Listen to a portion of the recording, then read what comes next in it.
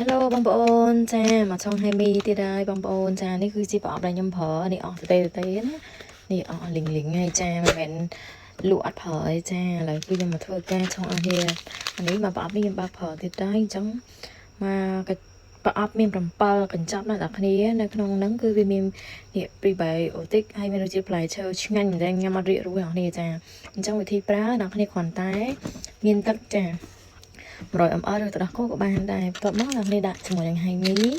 ចាហៃមីហ្នឹងគឺមានកញ្ចប់កន្លែងហៃគេនេះហើយនេះដាក់វាចឹងចាធ្វើការចាក់ចូលតនេះដាក់ទឹកហើយណាខ្ញុំដាក់ទឹកចូលហើយអញ្ចឹងយើងខ្ជិលឲ្យខាត់ពេលវេលាយើងអញ្ចឹងចាចាក់វាចូលមកណាហើយអ្នកនេះយកកញ្ចប់ហ្នឹងគោក៏បានដែរហ្នឹងហើយតែខ្ញុំដាក់សាយោមកស្រួលបឺតចាអញ្ចឹងនេះបងប្អូននេះគោវាមកវាចេញពណ៌ស្វាយទេតែមកជូរហើយរសជាតិឆ្ងាញ់ណាស់អ្នកនរគ្នាឆ្ងាញ់មែនតើហ្មងមានជាតិហើយញ៉ាំតែបីផឹកលាក់ដៀរហួយតានីព្រលឹមឡើងមកតាមបាត់ជើងម្ដងជើងអស់ហើយ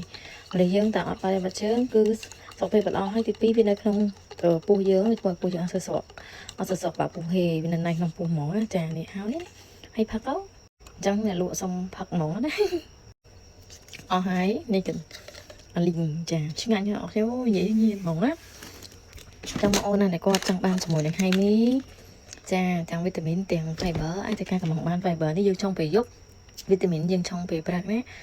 អូខេអរគុណច្រើន